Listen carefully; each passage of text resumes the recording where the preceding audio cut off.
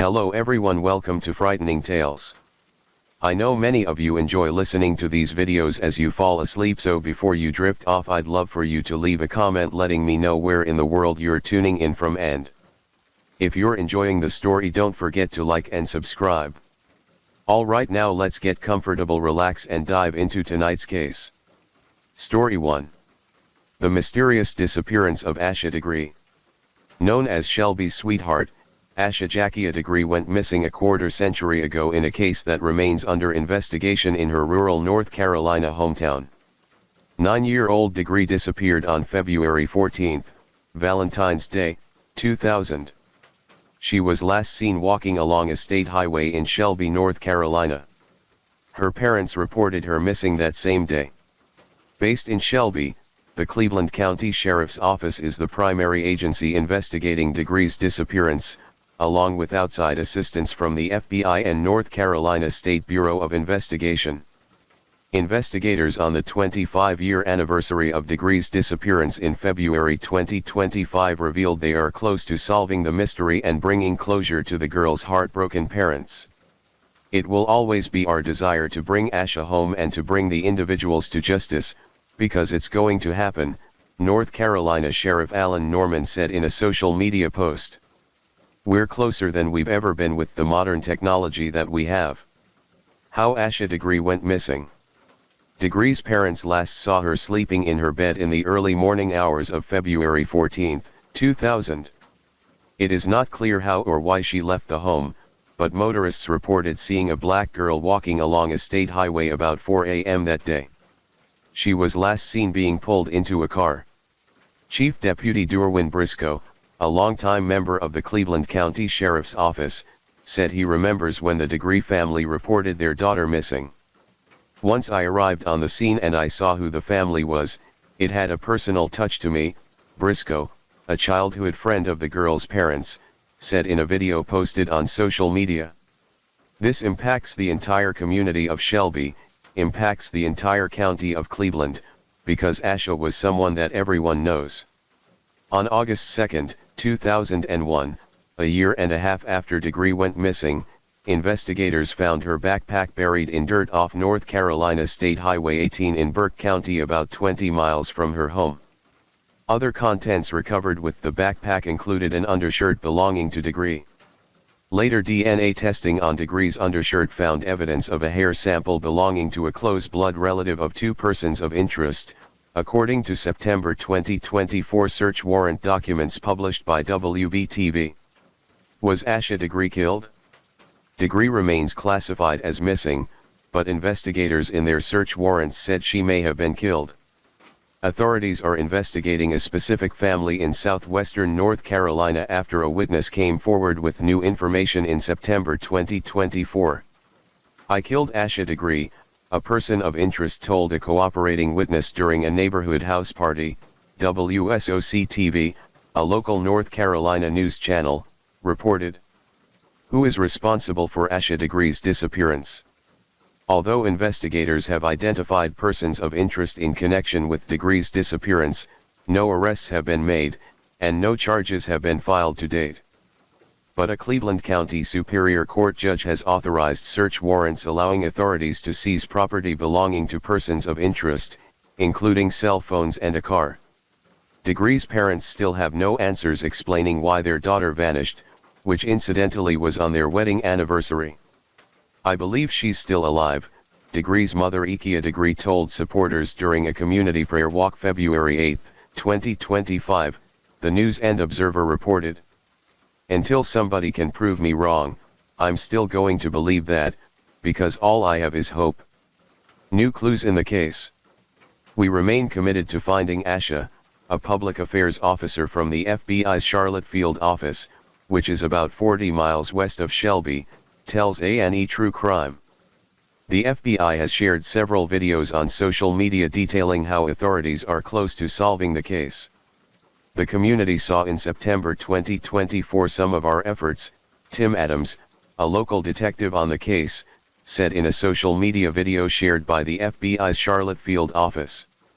We were able to acquire court-ordered search warrants, multiple search warrants, where we went out and started a phase of investigation to try to find those answers. The investigating agencies are offering a combined cash reward of up to $45,000 for information leading to the arrest and conviction of the person or persons responsible for Degree's disappearance. Anyone with information can call the Cleveland County Sheriff's Office at 704-484-4822 or the Federal Bureau of Investigation at 1-800-CALL-FBI, 225-5324. Story 2. How was Elizabeth Smart kidnapped? In the 9 months after teenager Elizabeth Smart was taken from her bedroom on June 5, 2002, police received more than 16,000 tips about her possible captors or whereabouts, only to continuously hit dead ends. A few days after the kidnapping, Salt Lake City, Utah, investigators questioned a possible suspect who was depicted in a composite sketch and was believed to have relevant information. "It's another lead that has gone nowhere," Detective Dwayne Baird told reporters once the suspect had been released. As time wore on and 14-year-old Smart didn't turn up, her abduction became the media's latest obsession. Amid a massive search, Smart's story gained national attention, and the series America's Most Wanted featured her disappearance in February 2003. The airing of the episode marked the beginning of the end of Smart's horrifying ordeal. How was Elizabeth Smart kidnapped? In fall 2001, Smart, her mother, Lois, and her younger sister, Mary Catherine, encountered a clean-shaven man panhandling in downtown Salt Lake City. Lois offered the man, who identified himself as Emmanuel, sometimes spelled Emmanuel, $5 and a chance to earn additional money by working on the roof of the Smart's house. He spent a few hours there, and they didn't see him again. What I didn't know what would later learn was that he had been watching me very carefully as we walked toward him, Smart later recounted in her memoir, titled My Story. He had taken the opportunity to study me further as my mother searched through her purse. Months later, around 1 a.m. on June 5, 2002, Smart awoke to the man whose real name was Brian David Mitchell in her bedroom, pressing a knife to her neck and ordering her to come with him. Prosecutors later said Mitchell entered the Smart home by cutting through the screen of a kitchen window. Smart shared a bedroom with Mary Catherine, who woke up to Mitchell's voice but pretended to be asleep as Elizabeth was taken. She got up to see Mitchell leading her sister down the hall and, frightened for her own safety, quietly returned to bed. After 2 hours had passed, Mary Catherine informed her parents. 9 months of captivity. Smart recognized her captor as Emmanuel, who now had a beard. Mitchell walked Smart over the foothills near her home to a campsite, where he performed a ceremony to marry him and Smart. Mitchell then proceeded to rape her. And did he so nearly every day, sometimes multiple times a day, for the next several months, according to media reports. Smart later said she was frequently drugged, tied to a tree and denied food for days at a time. Mitchell's wife, Wanda Barzee, was at the campsite throughout the ordeal. According to Smart, Barzee called Elizabeth her handmaiden and encouraged her husband to rape her. "Everything that my captors threatened to do to me or wanted to do to me, they did," Smart told ABC News in 2023. "And nobody was there to protect me." In public, Mitchell required Smart to wear white robes and a face-covering veil to conceal her identity. Media coverage and search efforts. Within 2 days of Smart's abduction, her family offered a $250,000 reward for her safe return. Community donations significantly boosted the original reward of $10,000. Lois Smart and her husband, Ed, a real estate and mortgage broker, held press conferences asking for the public's help. In the months after Elizabeth's disappearance, thousands of people on foot and horseback, or in planes and helicopters, combed hills and valleys around the state, the New York Times reported. Why did Smart's kidnapping generate so much attention? Perhaps because of all the unanswered questions and frightening circumstances surrounding the case, CNN correspondent James Hattori told The Washington Post in 2003. Some newspapers, including the Milwaukee Journal-Sentinel, questioned whether the media prioritizes coverage of cases involving white victims. The paper published an editorial asking, "Why haven't the reporters descended on Milwaukee to tell the nation about Alexis Patterson," referring to a 7-year-old African-American girl who disappeared on her way to school. The search for suspects and a suspicious break-in. After Smart was taken, police questioned Richard Albert Ricci, a handyman who once worked at Smart's home and had a 29-year criminal record. Days later, Ricci was arrested for a parole violation and later charged with burglary and theft for stealing jewelry from the Smarts and another local residence. With Smart still in captivity, Mitchell and Barzee attempted to break into the home of Smart's relatives just after 3 a.m. on July 24, 2002. Smart's cousin, Jessica Wright, awoke to noises and noticed somebody cutting through her bedroom window screen. The entry attempt was unsuccessful. As for Ricci, he was still a top potential suspect when he suffered a brain hemorrhage while in prison in August 2002. He fell into a coma and died 3 days later. Elizabeth Smart's rescue. In September 2002, Mitchell and Barzee along with Smart traveled from Utah to the San Diego area via Greyhound bus, where they stayed at desolate campsites. The lead-up to Smart's rescue came in October 2002, when her sister suddenly remembered Emmanuel, the handyman who had completed work at the Smart home the previous year. Mary Catherine realized she recognized the voice of her sister's captor. Police created a composite sketch of Emmanuel but advised the family not to publicize the image until February 2003, to the Smart's frustration. That month Mitchell, Barzee, and Smart returned to Utah. Upon the sketch's release, Mitchell's sister informed police that the image may show her brother. The sketch along with a photo of Mitchell then appeared on America's Most Wanted to an audience of millions. After the episode aired, 2 different couples reported possible sightings of Mitchell in Sandy, Utah.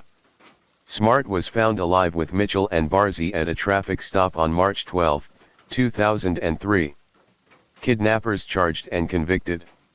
When it was all over, Salt Lake City police admitted to their mistakes first, wrongly focusing on Ricci as a potential suspect, then initially withholding Mitchell's composite sketch. Mitchell and Barzee were taken into custody and charged in Smart's abduction.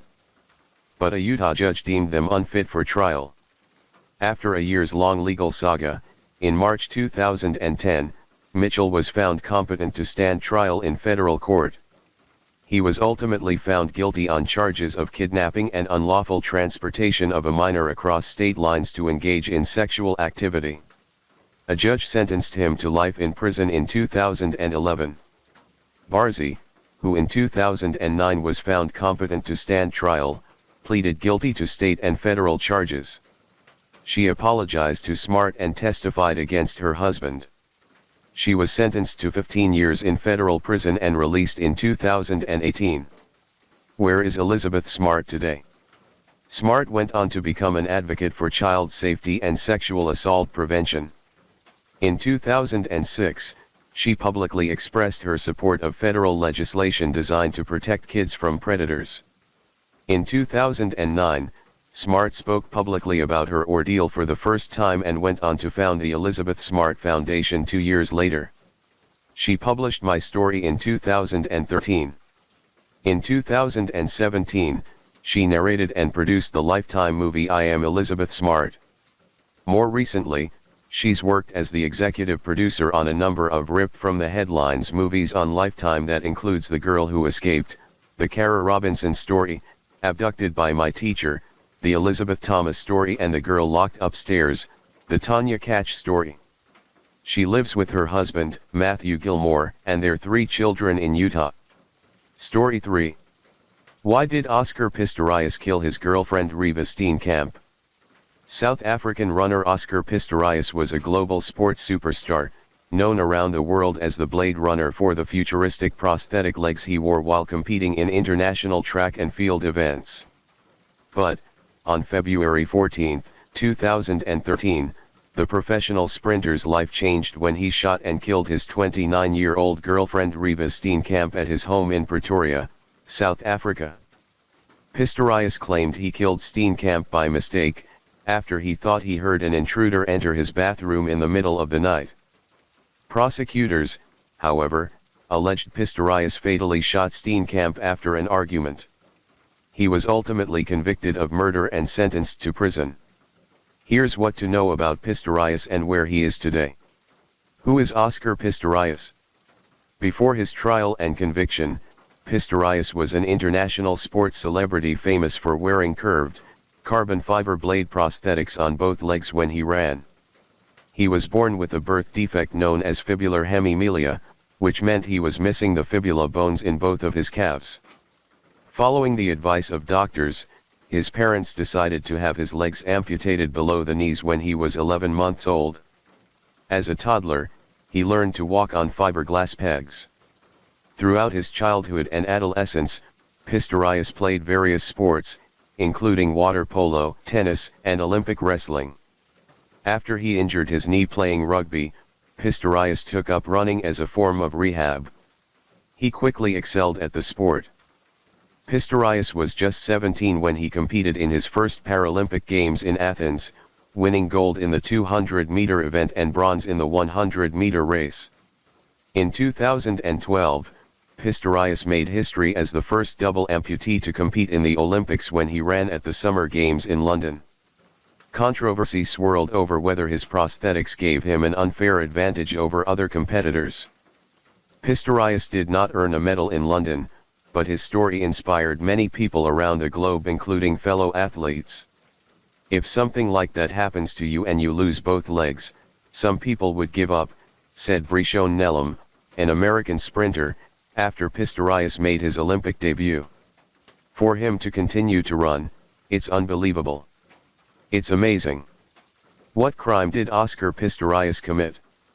6 months after the London Games, in the early morning hours of Valentine's Day in 2013, Pistorius fired 4 shots from a licensed 9mm pistol through the locked door of a toilet cubicle inside a bathroom at his home. Steenkamp, his girlfriend, was inside and died from the gunshot wounds almost instantly. 3 hollow-point expanding bullets struck Steenkamp, a South African model and paralegal, one in her right hip, another in her right arm and one in her head. Pistorius did not dispute that he shot and killed Steenkamp. But he and prosecutors disagreed on exactly what happened that night. Pistorius claimed the shooting was a tragic accident. At his 2014 trial, he said he was in bed sleeping next to Steenkamp when he heard the sound of an intruder opening a window in the bathroom. Without pausing to put on his prosthetic legs, he said he got out of bed and grabbed a gun. Pistorius testified in the trial that when he entered the bathroom, he heard another noise that sounded like someone opening the door to the toilet cubicle. Pistorius fired 4 shots, went back to the bedroom to find Steenkamp, but realized she was missing. He said he returned to the bathroom and, after using a cricket bat to punch a hole in the locked door so he could open it, he said he found Steenkamp's bloody body. Prosecutor Jerry Nell, however, painted a very different story. He argued at trial that Steenkamp had taken refuge inside the toilet cubicle after the couple got into an argument, and that Pistorius intended to kill her. "You will blame anybody but yourself," Nell said to Pistorius during the 2014 trial. "You are lying. You just refuse to take responsibility for anything." Judge Thokozil Mosapa acquitted Pistorius of premeditated murder, but found him guilty of culpable homicide, an offense similar to manslaughter in the United States. She sentenced him to 5 years in prison. But South African prosecutors appealed and, in December 2025, an appeals court ruled that Pistorius was guilty of murder. Mosapa then sentenced Pistorius to 6 years in prison. "He's a fallen hero who has lost his career and is ruined financially," Mosapa said at the time. "The worst is that having taken the life of a fellow human being in the manner that he did, he cannot be at peace." Once again, prosecutors appealed, describing the sentence as shockingly too lenient. In November 2017, an appeals court increased Pistorius' sentence to 15 years, more than double the lower court's sentence. He was given credit for the time he had already served, which brought the time down to 13 years and 5 months. Where is Oscar Pistorius now? In January 2024, Pistorius was released on parole from the Atarajeveli Correctional Center, where he served his sentence. In South Africa, parolees do not wear monitoring devices. But officials say they are watching Pistorius closely. Until his sentence expires in 2029, Pistorius is required to remain in the Pretoria region, unless he gets permission from authorities to leave. He must perform community service and complete programs on anger management and violence against women. He is not allowed to drink alcohol, nor speak with the media. Since his release, Pistorius has been keeping a low profile. He is living with his uncle, Arnold Pistorius, in Waterkloof, a suburb of Pretoria. Steenkamp's family, meanwhile, is still grappling with her violent death. Her father, Barry, died at age 80 in September 2023. But her mother, June, continues to speak out against Pistorius, though she said in a victim impact statement that she has forgiven him. There can never be justice if your loved one is never coming back, and no amount of time served will bring Reva back, June Steenkamp said in a January 2024 statement on behalf of the family after Pistorius was released on parole. We, who remain behind, are the ones serving a life sentence. Story 4. The coroner who autopsied some of the most famous dead people in Hollywood. Imagine being the first person on the scene of a gruesome murder after the police.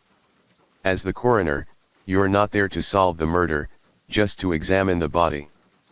But how can those worlds not overlap? They might today, but they didn't 6 decades ago. Coroners in the 1960s existed in the shadows. They were never anyone famous, author Ansoon Choi tells A&E True Crime. That changed with Dr. Thomas Noguchi, the chief medical examiner coroner for Los Angeles County, starting in 1967. Noguchi would wind up investigating some of Hollywood's most famous death cases: Marilyn Monroe, Natalie Wood and, most infamously, the Manson family murder victims, including Sharon Tate. He quickly became known as the coroner to the stars. There are all sorts of ways to become famous in Hollywood, and Noguchi wanted to be famous. Though forensic science has existed in some capacity for thousands of years, Noguchi was one of the pioneers in bringing this element of investigation mainstream, connecting the evidence on scene with the profile of a potential suspect. This wasn't without controversy. His suspicions on one's manner of death raised more than a few eyebrows, especially among detectives who felt he may have overstepped. His penchant for garnering media attention also drew a few naysayers. But Noguchi insisted his interest in how people died was a service he did to help the living. He wanted to warn the public, says Choi. Choi, author of L.A. Coroner, Thomas Noguchi and Death in Hollywood, tells us more about Noguchi, who is now 98 years old, and how investigating some of Hollywood's deceased elite affected him. He was a pioneer of forensic medicine, with extensive medical training. Can you tell me about that? He's a trained pathologist. The idea that you use science to explain death was emerging when he began his career. For example, Noguchi was the first coroner in the US to use an electronic microscope to look at bullet casings. Sometimes the coroner was not a trained medical person. Noguchi was heralded for what people called the perfect autopsy after he completed a 6-hour autopsy on Robert Kennedy. It was perfect in that he did not miss a single detail. You say that Dr. Noguchi was more than just the coroner, he was also profiling the killers. Was that typical for a coroner to do at that time? No, the Manson case was the first time a coroner did this. Coroners deal with the dead body, it's not their job to hypothesize how the alleged murder happened. He takes this on as part of the coroner's job, and it ruffles a lot of people's feathers. It takes the police a really long time to solve the Manson family murders case. After his work as a coroner is done, and he's just waiting to testify, he does a profile of the killer. From being at the crime scene, he has some sense of what and who the killers are, Their makeup. He puts something together and calls a press conference. Why did he feel he had the background to make forensic profiles of criminals? The coroner's office had already embraced the psychological autopsy under Marilyn Monroe. Noguchi was already thinking along the lines of unexplained death and the state of mind of the deceased. It wasn't a big leap to go from there to think about what the killer was like in a murder case. There was a long period of time from when the murders happened until members of the Manson family were arrested. Psychologists were weighing in. And Noguchi saw this as an opportunity for the coroner's office to have more publicity. Do you think he was using what autopsies showed him as a way to help contribute insights to the criminal investigation? Or was he just making a lot of educated guesses? He was using his experience and the autopsies to create his profile of the killer. But he was accused of not being qualified enough. The Sheriff's Department and the Los Angeles Police Department, LAPD, really pushed back against him, but this was the moment when the coroner's office took a big step toward being a public-facing office. Was he ever on good terms with the police? Everybody's territorial. The LAPD and Sheriff's Department had a love-slash-hate relationship with Noguchi, until he served their needs. They need the coroner because the coroner has first jurisdiction over the body. It's key to their prosecution. What are some other things Noguchi revealed during other famous cases? Well, into the early 90s, there was this belief that even movie stars should have privacy, so someone famous could die of a drug overdose, but all these people would get involved so it wouldn't be revealed to the public. But Noguchi believed his work with the dead was for the living. Especially with famous people, like actor William Holden. He was an alcoholic. He drank too much and fell down and hit his head, causing his death on November 12, 1981. Noguchi wanted to reveal the drinking aspect of his death, so people knew it was dangerous. But SAG, the Screen Actors Guild, the powerful union representing entertainers, didn't want him to reveal that, so they were really angry with him during that time period.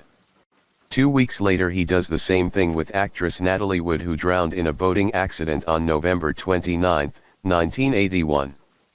At a press conference, he informs the public she had 6 or 7 glasses of champagne. Editor's note: Noguchi's report stated Wood's death was an accidental drowning and hypothermia. Based on her blood alcohol level, she was slightly intoxicated, which Noguchi speculated may have led to her slipping and falling off her yacht.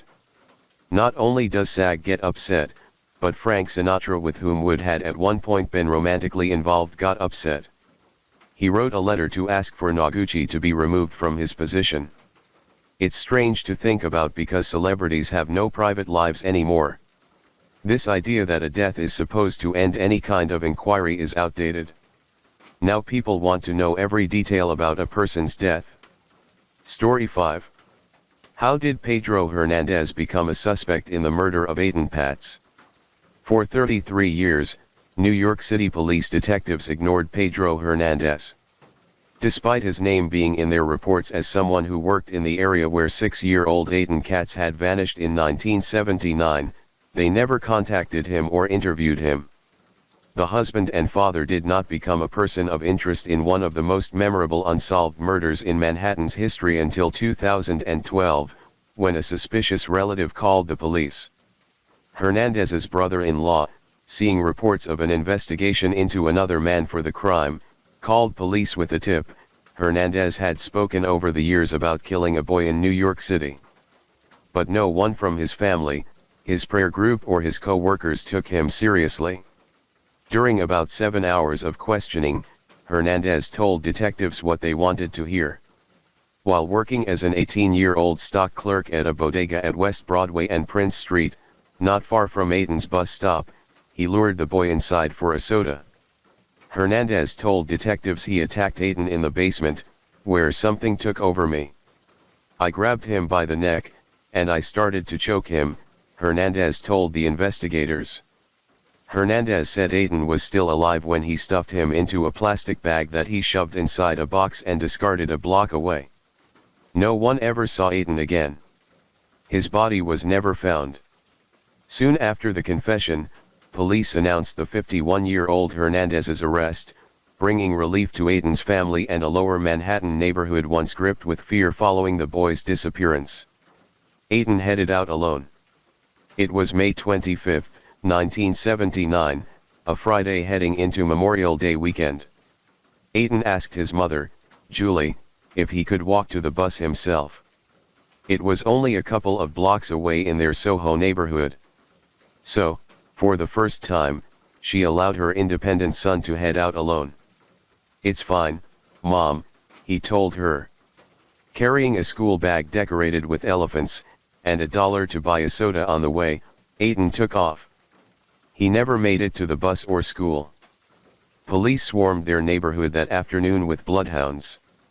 Flyers with the 3-foot-4-inch blonde-haired, blue-eyed boy's face hit shop windows. Frightened parents kept their children close.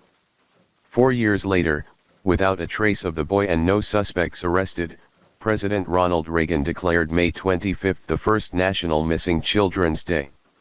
Aiden's disappearance helped establish the National Center for Missing and Exploited Children. Missing children's faces began appearing on milk cartons. Focus on a convicted child molester. For many years, police keyed on one suspect, Jose Ramos, a convicted child molester in a relationship with a woman hired to walk Aiden home from school. Ramos denied involvement but acknowledged that he encountered a boy that could have been Aiden in a park the same day Aiden vanished. Ramos had a propensity for kids that looked just like Aiden and sexually abused them, Hernandez's attorney, Harvey Fishbein, tells A&E True Crime. He was clearly a primary suspect. Believing Ramos was their guy, detectives focused on him for years. But the investigation went nowhere. Search for a body continues. In 2012, police tore up a handyman's basement on Prince Street. Othniel Miller, who denied involvement in Aiden's case, acknowledged he knew Aiden. Miller, detectives discovered, had poured a concrete floor after Aiden disappeared. News media surrounded the building as jackhammers turned the floor into rubble. Detectives found nothing but animal bones. News coverage leads to breaks. News coverage of the dig, however, triggered results. New Jersey resident Jose Lopez called detectives with suspicions about Hernandez. Shortly after Aiden disappeared, Lopez told them, Hernandez said he had killed a child. Hernandez told the same story to his church group, his wife, and a childhood friend. Even before police turned on their video camera and read Hernandez his Miranda rights during questioning, Hernandez confessed. "I never meant to hurt their child," Hernandez told them. "I hope they can forgive me."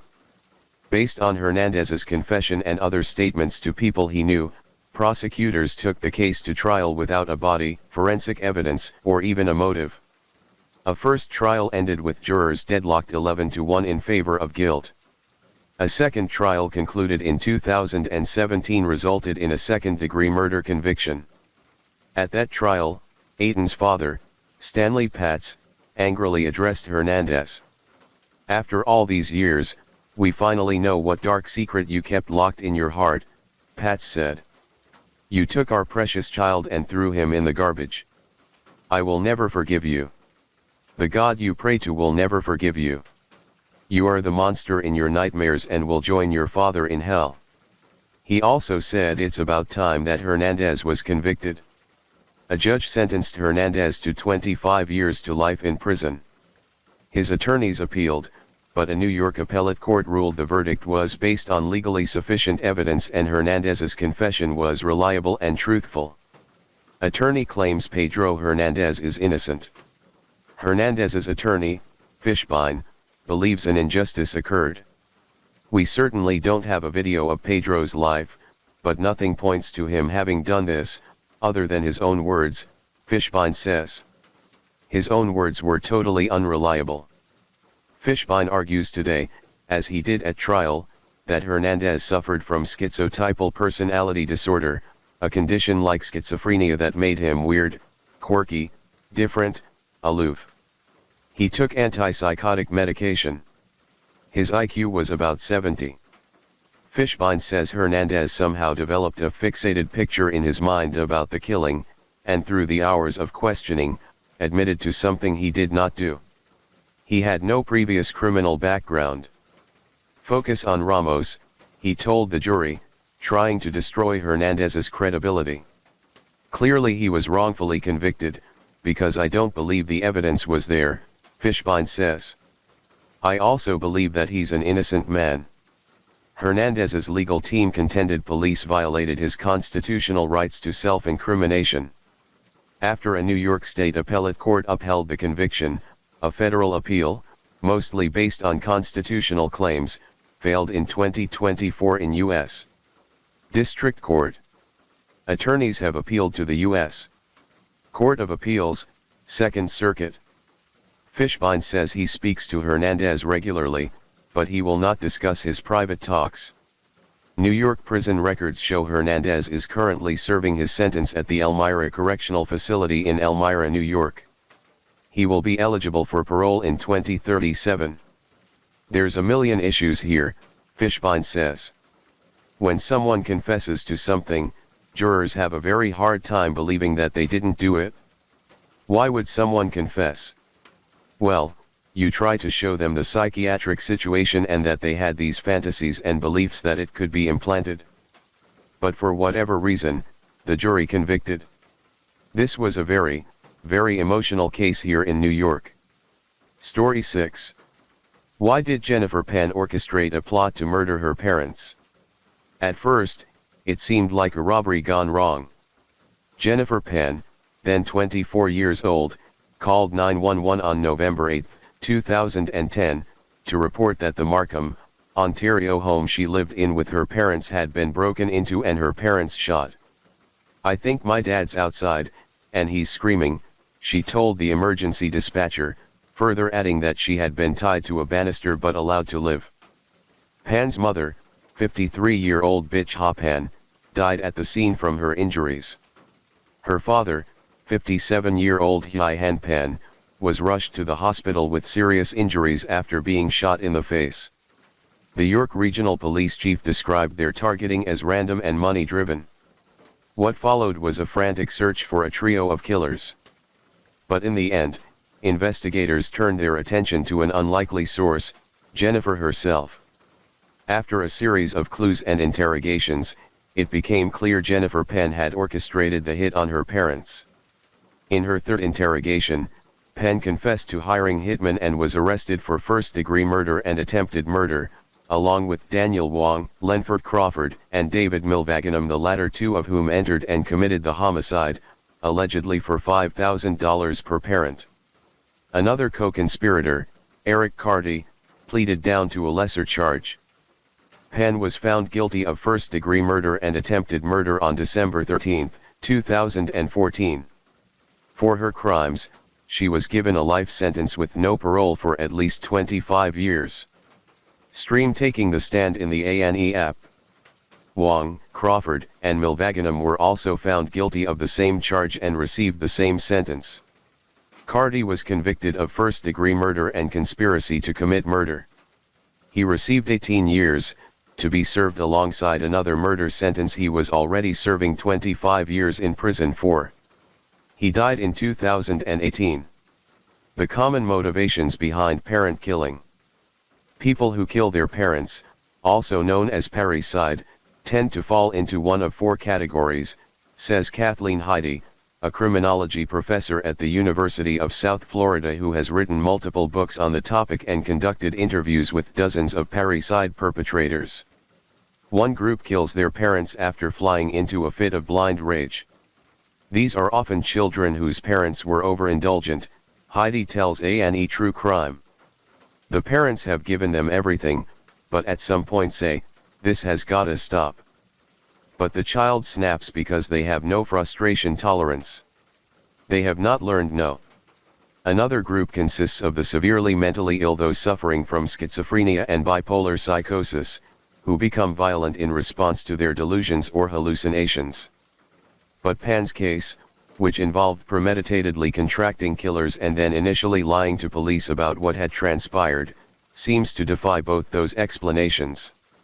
Instead, hers most likely fits in one of two other categories, the dangerously antisocial or the severely abused. The severely abused explanation for the pan-double parricide. According to Heidi, the most common driver of parricide is child abuse. That can take many forms, including behaviors that undermine a child's sense of safety in the world and undermine that child's self-concept. There were ways in which Pan's case veered close to child abuse, explains Jeremy Grimaldi, a reporter whose book, A Daughter's Deadly Deception, offers an exhaustive examination of the Jennifer Pan case. She was raised in a very strict household, Grimaldi tells A&E True Crime, adding that Pan had very little access to friends outside the home. As a result of that pressure, Pan began lying to her parents about a myriad of things, faking a university diploma after she had flunked out of high school, and later making counterfeit pay stubs from a phony job so she could spend time with her boyfriend. At Pan's trial, she testified that she felt like a failure, as a result of her parents' high expectations of her and her inability to live up to those expectations. And so, she told the jury, she had hired the hitman to kill herself, not her parents. But while Pan may have felt pressured by parental demands, Grimaldi points out that she never claimed to suffer from physical or sexual abuse by either parent. She lived in an upper-middle-class neighborhood, in an upper-middle-class room, Grimaldi says. They had her fed and clothed. She was not locked in a closet. The dangerously antisocial explanation for the Pan double murder. The parent killers grouped in as dangerously antisocial are those who Heidi says are driven to kill the parent because the parent is an obstacle in the way of getting what they want. Sometimes Heidi says this is about financial reward, like an inheritance. But interestingly, I've had a number of cases, of girls who have killed because of love relationships.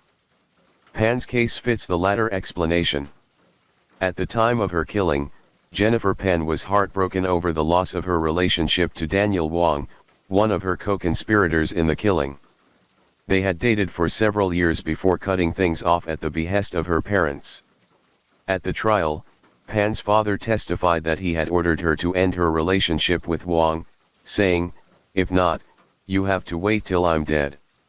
Bitch Ha Pan and Hi Han Pan had approximately $200,000 in savings and life insurance policies combined, which would have been divided between Jennifer and her brother, Felix, had the plot to kill both parents succeeded. At time of publication, Jennifer Pan is incarcerated at the Grand Valley Institution for Women in Kitchener, Ontario. For complicated legal reasons, she has won an appeal for a new trial in the killing of her mother. Her attempted murder conviction, for the shooting of her father, remains in place, so she is still serving a life sentence for her crimes. Story 7. Who is Melanie Slate McGuire, the suitcase killer? In April 2004, computer analyst William Bill McGuire and nurse Melanie McGuire seemed to be happily married. They shared 2 young sons and closed on their first house on April 28. Then Melanie told friends and family that Bill attacked her early on April 29 before storming out of their apartment in Woodbridge, New Jersey. The next day, she went to family court to get a restraining order against her husband. In the Chesapeake Bay on May 5, May 11 and May 16, 2004, a man's dismembered body was found inside 3 matching suitcases. Later that month, Virginia Beach police identified the victim as Bill McGuire. In the fall of 2004, New Jersey took over the murder investigation from Virginia. Melanie, then 31, quickly became the prime suspect. Here's how she was revealed as the suitcase killer and where she is today. Melanie McGuire's means and motive. Melanie was a respected nurse at a New Jersey fertility clinic, but her workplace also provided a potential motive for murder. She'd been having an affair with Dr. Bradley Miller, a partner at the clinic. The pair had discussed leaving their spouses to start a life together. Court documents reveal that authorities found evidence Melanie was concerned about expenses and custody issues if she divorced Bill. A medical examiner in Virginia, finding 2.38 caliber bullets in Bill's body, determined that gunshots to the head and chest had killed him. New Jersey police learned Melanie had purchased a .38 caliber handgun in Pennsylvania on April 26, 2004, though investigators couldn't locate this weapon. A computer expert unearthed several suspicious searches conducted on the McGuire's shared computer. These included undetectable poisons, how to commit murder, and chloral hydrate. Inside Bill's car, which had been abandoned in Atlantic City, police found a vial of chloral hydrate. On the last day Bill was seen alive, a prescription for chloral hydrate was sent to a pharmacy close to the McGuire boys' daycare. The prescription came from Dr. Miller's prescription pad, which Melanie had access to. The name on the prescription matched that of a fertility clinic patient. On June 2, 2005, police arrested Melanie for her husband's murder. Theory of the crime. Melanie's trial began on March 5, 2007. The prosecution claimed she'd drugged Bill with chloral hydrate, perhaps in a glass of wine, before shooting him. Dr. Robert Powers, a forensic toxicologist and associate professor at the University of New Haven, tells A&E True Crime that the amount needed to render Bill unconscious could go unnoticed in an alcoholic drink. Post-mortem testing didn't reveal chloral hydrate, but it wasn't a substance the Virginia lab regularly looked for. Chloral hydrate's a really unusual toxin, Powers, who was not involved in Melanie's trial, explains. Not a lot of labs would pick it up. A forensic expert at the trial said Bill's corpse had been cut with a knife and a reciprocating saw. According to the prosecution, Melanie did this in a bathroom in the couple's apartment. Given her slight build, prosecutors said she likely had an accomplice. No accomplice was ever charged, though authorities concluded it wasn't her affair partner. The prosecution also asserted that Melanie, possibly with her accomplice, wrapped Bill's body parts in garbage bags and placed the bags in suitcases that were thrown into the Chesapeake Bay. An expert testified that garbage bags from the McGuire's apartment matched the ones containing Bill's body. In addition, Melanie's fertility clinic used blankets like one found with Bill. Melanie McGuire's defense at trial. Melanie's defense team suggested Bill had been killed due to his gambling habits and argued that the entire case against Melanie was circumstantial. The defense emphasized that, over the course of multiple searches of the McGuire's old apartment, crime scene investigators found no blood or other evidence to back up the prosecution's claim about how Melanie killed her husband. However, this lack of physical evidence isn't beyond belief. Michael Mears, a professor at John Marshall Law School and an experienced public defender, tells A&E True Crime. It's not unusual for a well-planned murder to include preparation. I had a client who used industrial-strength plastic wrap to line the floor of his office before the murder took place. Absent eyewitness testimony or a confession, almost all evidence is going to be circumstantial, Mears adds. Crime scene investigators did find particles of Bill's flesh on the floor of his car, which the media described as human sawdust. Prosecutors said Melanie transferred these particles to the car after the dismemberment. She'd told her lover she moved Bill's car in Atlantic City late on April 29 in order to leave him stranded, so she'd admitted to being in the vehicle. The suitcase killer's conviction and sentence. On April 23, 2007, the jury found Melanie guilty of murder, desecrating Bill's remains and unlawful possession of a firearm. She was also convicted of perjury for her testimony to obtain a restraining order against Bill. But the jury found her not guilty on multiple counts of trying to misdirect the investigation and possessing medication without a prescription. She received a life sentence on July 19, 2007. Melanie maintains her innocence, but her attempts to appeal the conviction or get post-conviction relief due to inadequate legal representation were unsuccessful. She isn't eligible for parole until May 20, 2073, when she'll be 100. Melanie McGuire's life behind bars. The New Jersey Department of Corrections lists Melanie under her maiden name, Melanie Slate. She's incarcerated in the Edna Mahan Correctional Facility, EMCF, the state's only women's prison, as prisoner #000319833C. She started off in maximum security, but Dan Sperazza, executive director of the NJDOC's Office of External Affairs, tells A&E True Crime via email that the prison conducts yearly reviews of its inmates' security levels. Sperazza adds that inmates' housing assignments are based on their custody level. Cell configurations vary between units at Edna Mahan Correctional Facility, but cells can be single or double, dormitory and honors housing for certain individuals, Sperazza says. In 2020, The New York Times and other outlets reported that EMCF staff had been sexually abusing prisoners. The NJDOC subsequently initiated reforms. A division of women's services was established in 2021 and assists in broadening resources and maximizing reentry efforts, while also ensuring compliance with federal Pre-Prison Rape Elimination Act standards and sexual safety policies, training, and practices, Sperazza says. In June 2021, the state decided to close EMCF and build a new women's prison, though that new facility will not open before 2027. In addition to standard indoor and outdoor recreational activities at EMCF, a new prisoner program is Perceptions, a newsletter by and for inmates that the NJDOC posts online. According to Perceptions, Melanie has joined an advisory group for prison reform, co-runs a meditation group and has tutored prisoners in GED and ESL classes.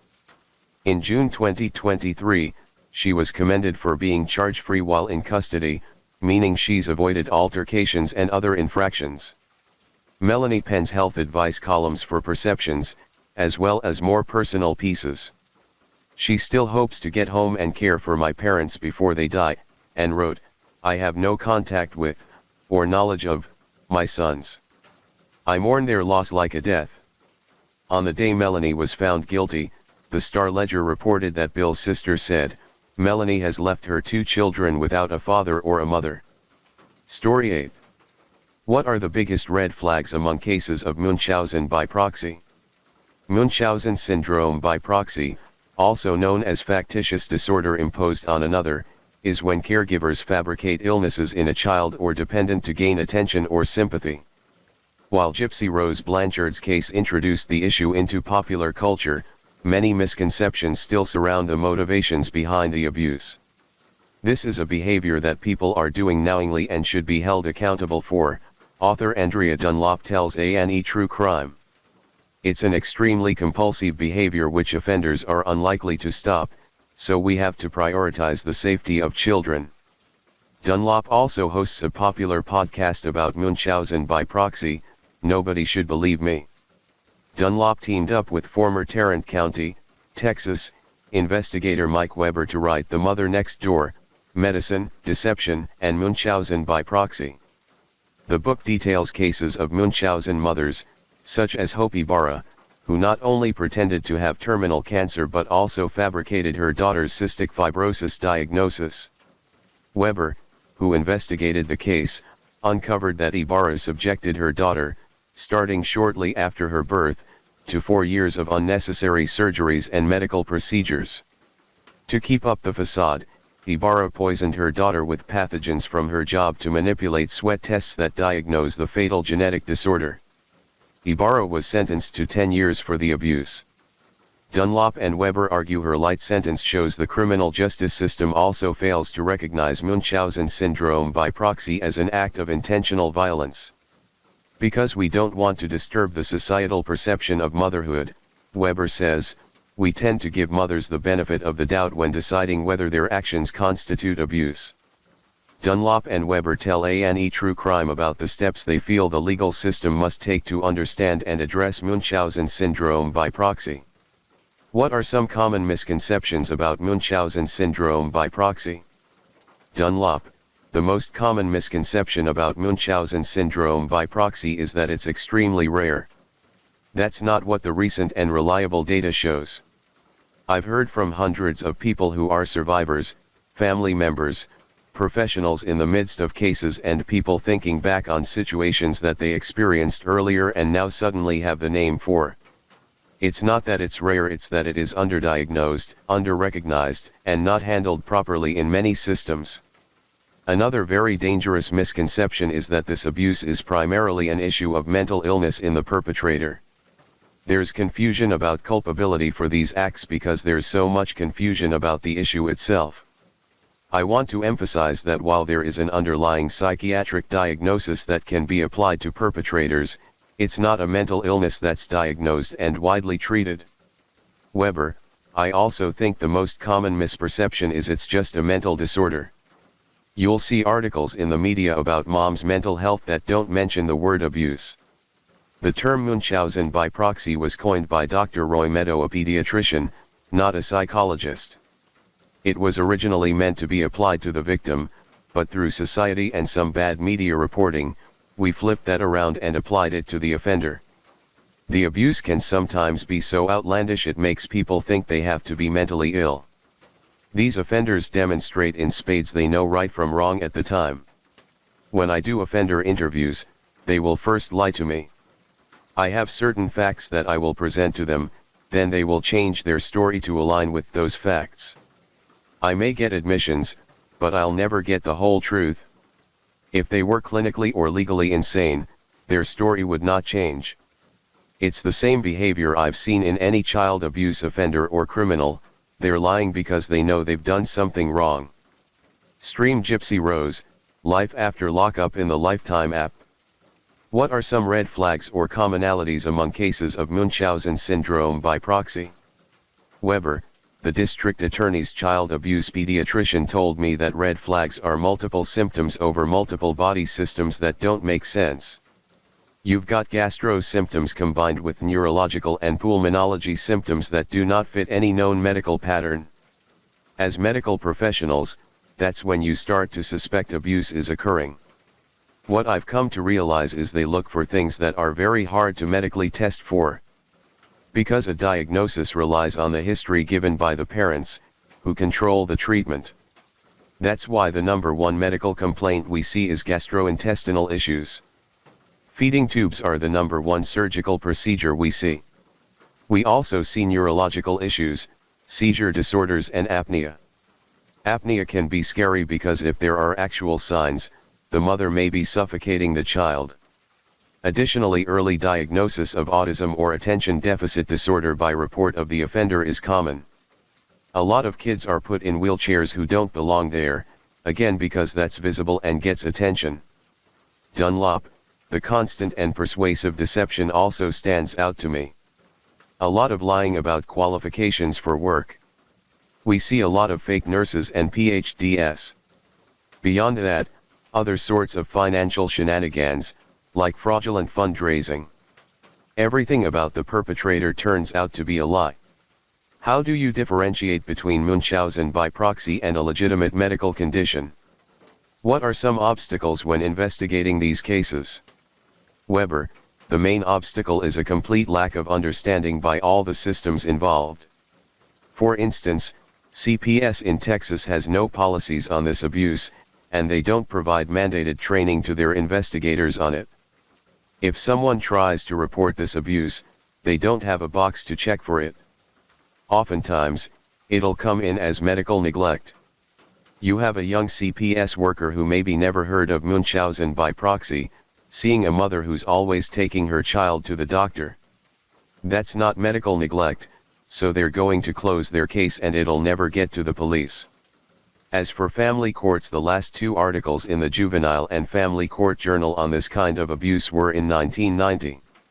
This abuse has changed substantially due to social media and the internet. The way to address it has changed since then. Proving medical child abuse is a job for criminal courts if it rises to a criminal level. There are tons of things I can do as a criminal investigator to help doctors prove this. I recall one case where a mom was posting on Facebook about her baby in the hospital and how her oxygen levels were at 30, and she had coded 3 times. I compared the Facebook posts to the medical record. None of that happened. She was just making it up for attention. That gives me a motive, it shows the attention-seeking aspect. Have more Munchausen by proxy cases gone to trial? What has been the result?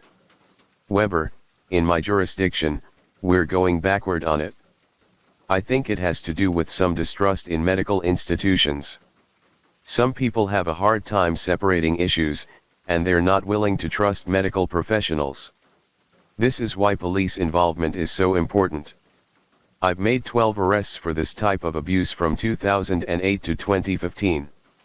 8 of those were guilty pleas. A lot of them were pled way too leniently. The reason is a lack of prosecutorial understanding. A DA's office doesn't want to spend the money and time to prosecute a case that they know they're only going to get about 10 years on. What bothers me are cases like Christy Carroll's, who was charged with injury to a child in 2021 for faking her toddler son's medical issues. She was on video creating fake vomit over 20 times and breaking her son's GJ, gastrojejunostomy, tube. It was pleaded down to probation and CPS left the child in the home. In the last case we had, Jessica Jones admitted to poisoning her 4-year-old with 4 to 6 adult-strength allergy medicine tablets at a time to make the child simulate seizure disorder symptoms. They let her out on bond, because they didn't take it seriously. After violating her bond by being around children, they finally kept her in jail. It really depends on the person in the system you get and how seriously they will take the allegation. Editor's note: Jones was sentenced to 60 years in prison in August 2024. Is there a way to treat or remedy Munchausen syndrome by proxy? Dunlop: the cases of successful treatment are vanishingly rare. The remedy for the abuse is about protecting the child. I think it's fine to explore what treatments are possible, but even our most optimistic colleagues will say it's very rare the perpetrator can accomplish the first steps.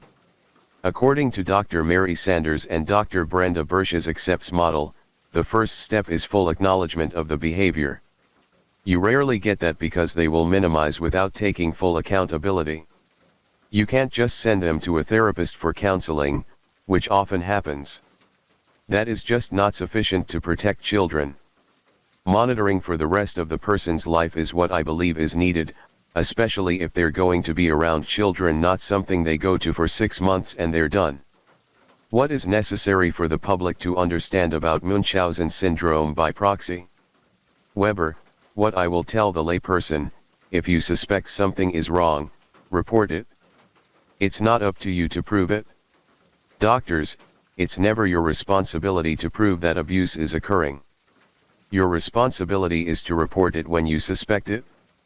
Currently, law enforcement and Child Protective Services, CPS, are terrible at understanding and investigating this abuse. That is their responsibility, and those roles need to be divided. Dunlop: this can happen in any family.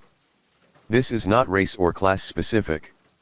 Some perpetrators were victims of abuse when they were growing up, others appear to come from nice, close-knit families.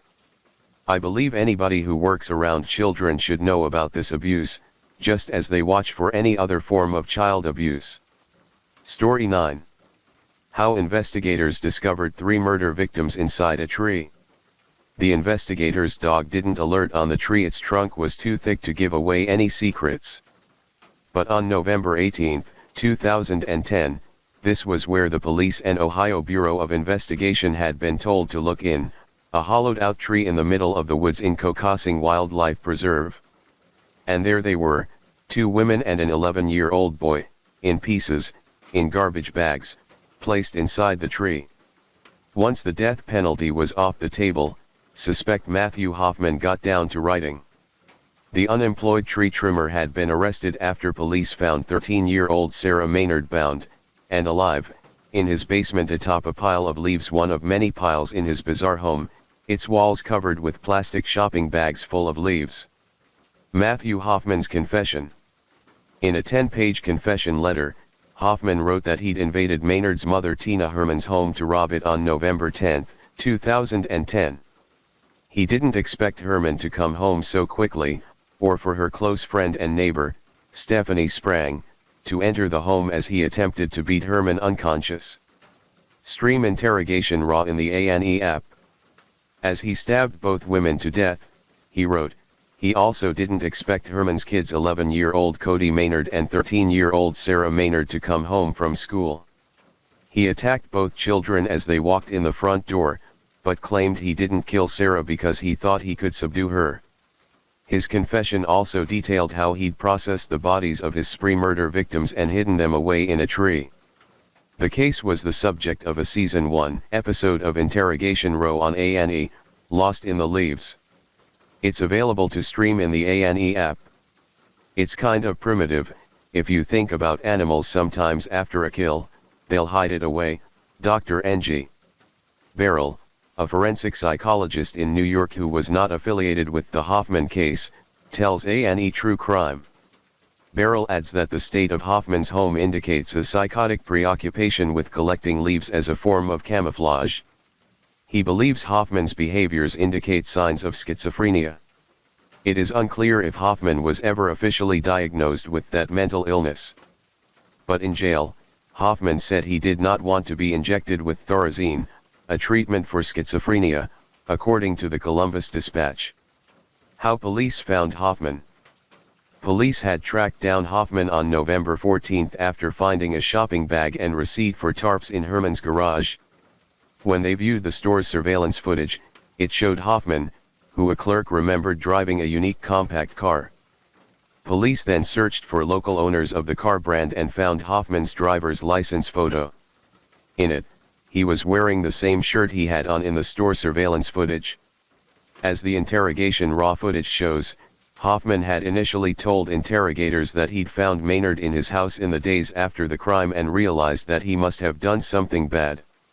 Hoffman described taking care of her, feeding her and allowing her to shower.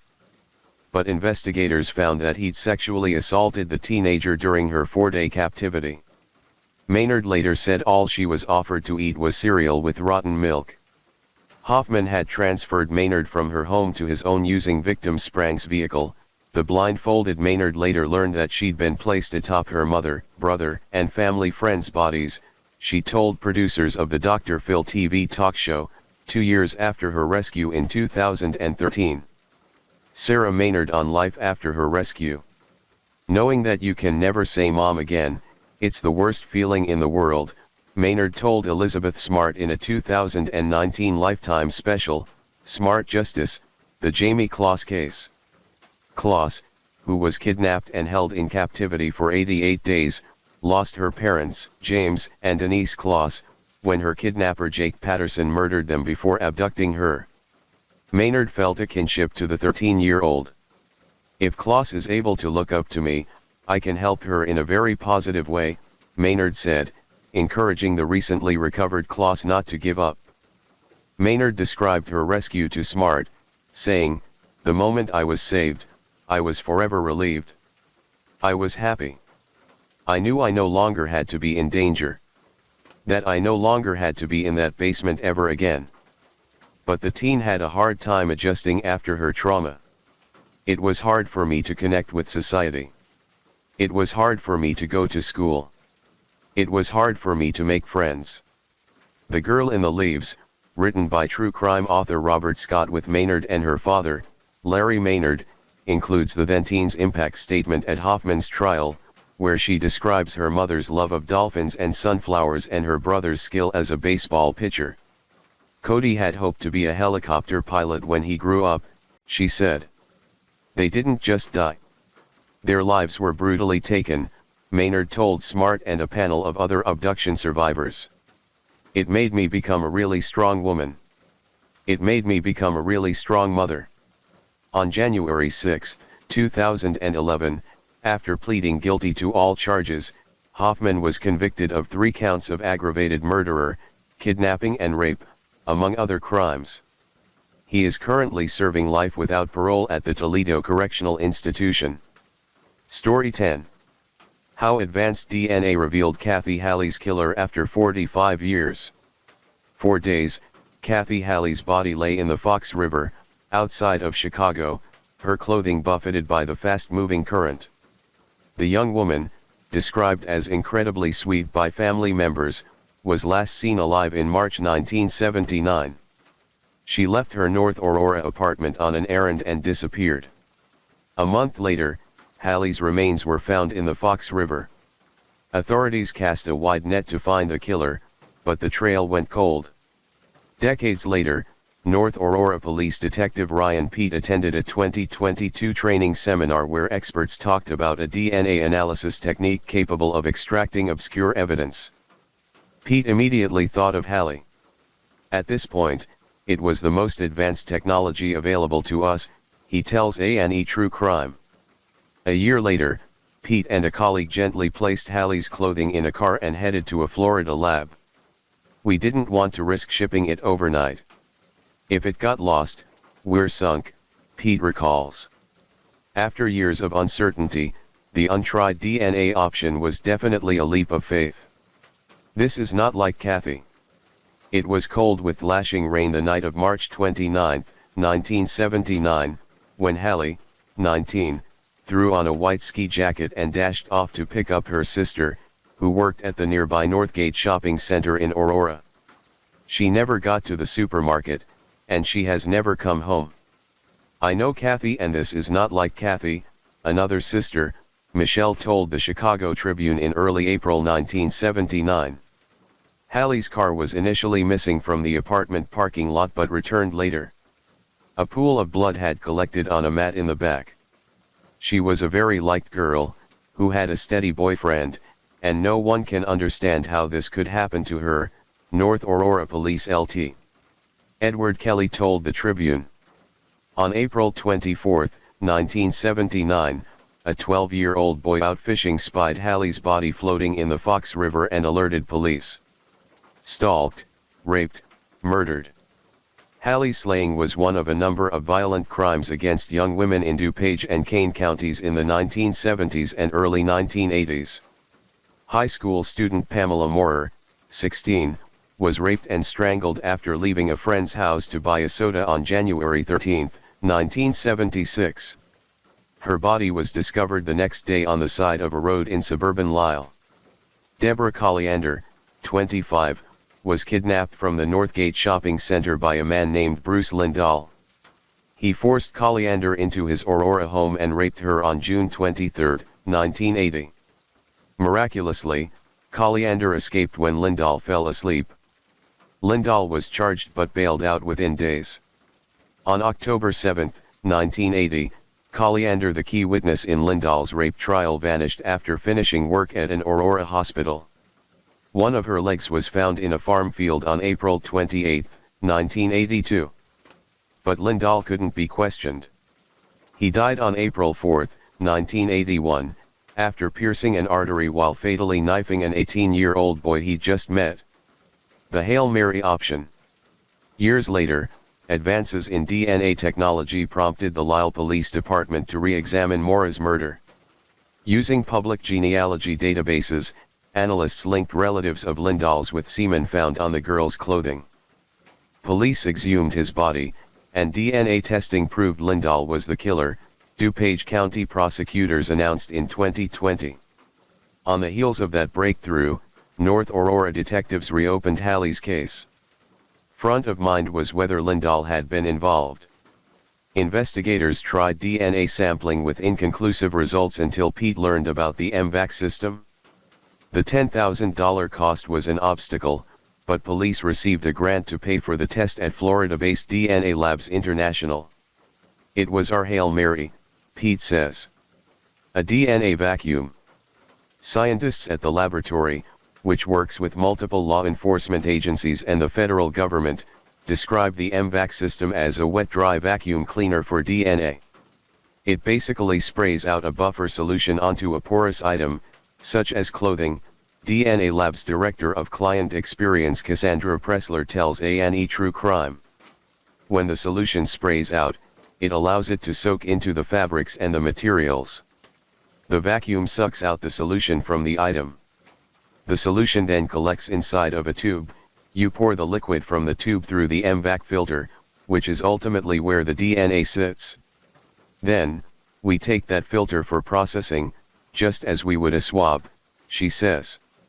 MVAC analysis has existed for a decade, but the time-consuming and expensive system is not the usual go-to test for labs.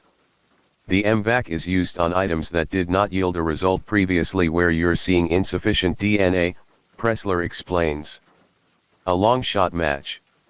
In August 2024, Pete got the confirmation he was waiting for. The DNA samples on Hallie's clothing were 9.4 trillion times more likely to have come from Lindahl than anyone else.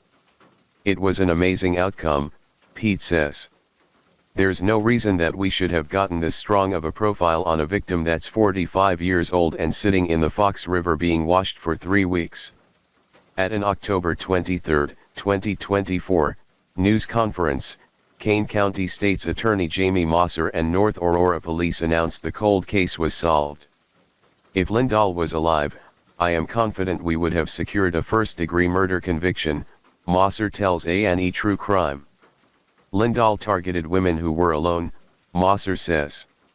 He would be parked in these different parking lots, just waiting and watching, waiting for his perfect target to come up. He definitely had a type: young women, brown or blonde hair, attractive.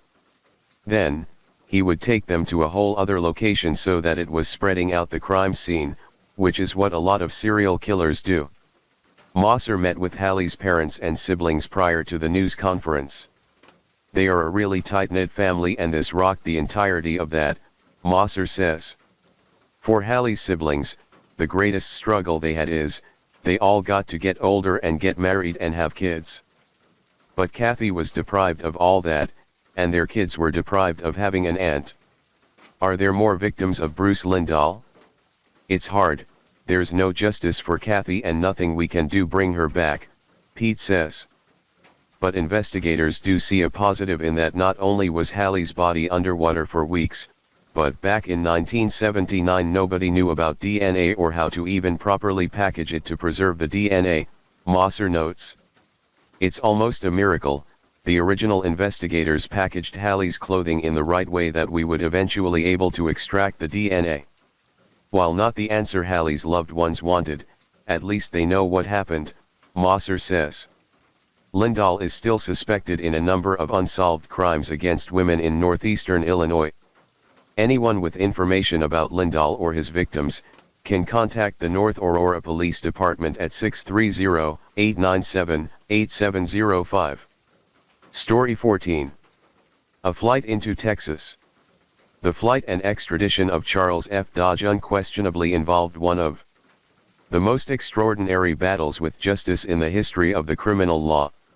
The funds at the disposal of those who were interested in procuring the prisoners' escape were unlimited in extent, and the arch-conspirator for whose safety Dodge was spirited away was so influential in political and criminal circles that he was all but successful in defying the prosecutor of New York County, even supported as the latter was by the military and judicial arm of the United States government. For, at the time that Dodge made his escape, a whisper from Hummel was enough to make the dry bones of many a powerful and ostensibly respectable official rattle and the tongue cleave to the roof of his mouth in terror. Who could accomplish that in which the law was powerless? Hummel. Who could drive to the uttermost ends of the earth persons against whom not a shadow of suspicion had previously rested? Hummel. Who dictated to the chiefs of police of foreign cities what they should or should not do in certain cases, and who could, at the beckoning of his little finger, summon to his dungeon-like offices in the New York Life Building, whither his firm had removed from Center Street, the most prominent of lawyers, the most eminent of citizens, surely none but Hummel. And now Hummel was fighting for his own life. The only man that stood between him and the iron bars of Blackwell's Island was Charles F. Dodge, the man whom he had patted on the knee in his office and called a mascot, when quite in the nature of business he needed a little perjury to assist a wealthy client. Hummel in terror called into play every resource upon which, during 40 years of practice, his tiny tentacles had fastened.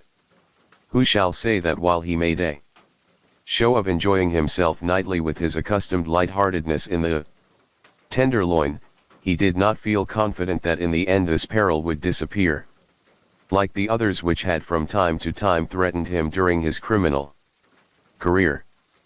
But Hummel was fully aware of the tenacity of the man who had resolved to rid New York of his malign influence. His nemesis was following him.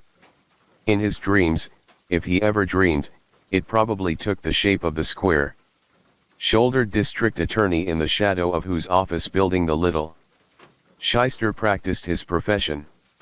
Had he been told that this nemesis was in reality a jovial little man with a round, ruddy face and twinkling blue eyes, he would have laughed as heartily as it was in his power to laugh.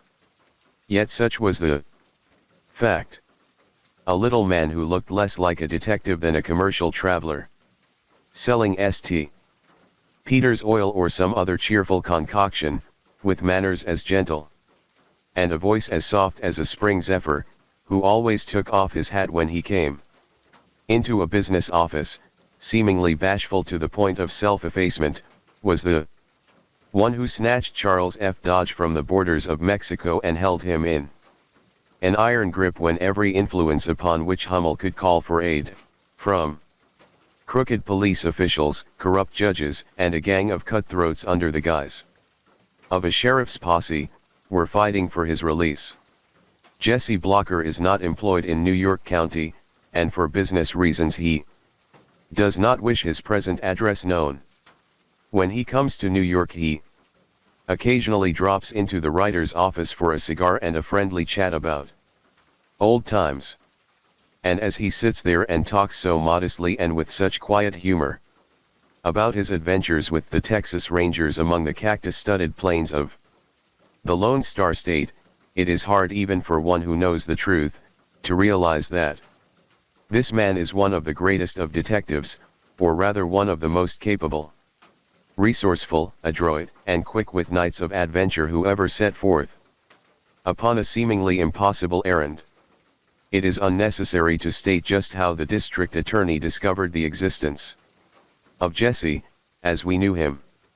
It is enough to say that on Saturday morning, July 23, 1904, he was furnished with the proper credentials and given instructions to proceed at once to New Orleans, Louisiana, and locate, if it were humanly possible to do so, Charles F. Dodge, under indictment for perjury, and potentially the chief witness against Abraham H. Hummel, on a charge of conspiracy. He was told briefly and to the point that, in spite of the official reports from the police headquarters of both New York City and New Orleans to the contrary, there was reason to believe that Dodge was living, although not registered, as a guest at the St.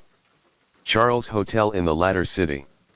A partial and inaccurate description of Dodge was given him, and he was warned to use extreme caution to prevent any knowledge of his mission from being made known.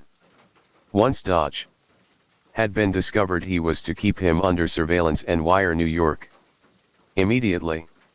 Accordingly, Jesse left the city upon the same day at 4:45 p.m. and arrived 2 days later, at 9:15 on Monday morning, at New Orleans, where he went directly to the St.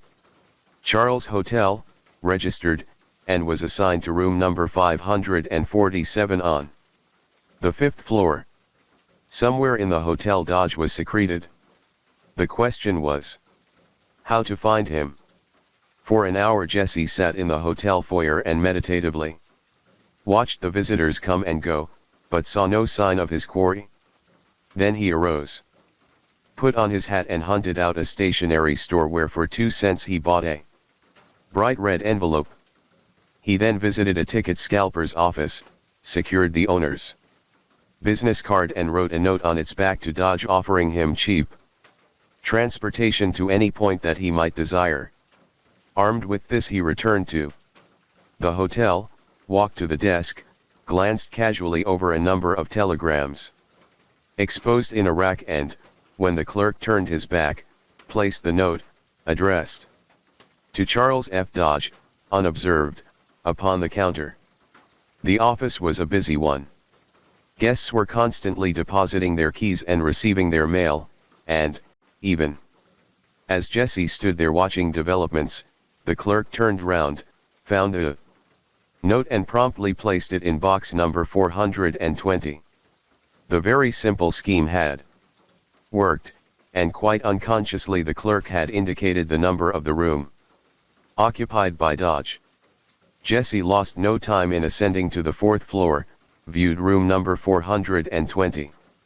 Returned to the desk, told the clerk that he was dissatisfied with the room assigned him, and requested that he be given either room number 421, 423, or 425, one of which he stated that he had occupied on a previous visit. After some discussion, the clerk allotted him room number 423, which was almost directly opposite that occupied by Dodge, and the detective at once took up his task of watching for the fugitive to appear. Within the hour the door opened and Dodge and a companion, who subsequently proved to be E.M. Bracken, alias Bradley, an agent employed by Howe and Hummel, left the room, went to the elevator and descended to the dining room upon the second floor. Jesse watched until they were safely ensconced at breakfast and then returned to the fourth floor, where he tipped the chambermaid, told her that he had left his key at the office and induced her to unlock the door of room number 420, which she did under the supposition that Jesse was the person who had left the chamber in Dodge's company. The contents of the room convinced Jesse that he had found Dodge, for he discovered there 2 grips bearing Dodge's name as well as several letters on the table addressed to him. The detective returned to the hall and had a little talk with the maid. "The old gentleman with you has been quite sick," she said. "How is he today?" "He is some better," answered Jesse. "Yes, he does look better today," she added, "but he surely was powerful sick yesterday." "Why, he hasn't been out of his room before for 5 or 6 days. This statement was corroborated by Dodge's physical appearance, for he looked haggard and worn. Jesse was now confident that he had found Dodge, in spite of the reports of the New Orleans police to the contrary, and he was also reasonably sure that the fugitive was too sick to leave the hotel immediately. He therefore telegraphed his superiors that he had discovered Dodge and that the latter was ill at the St.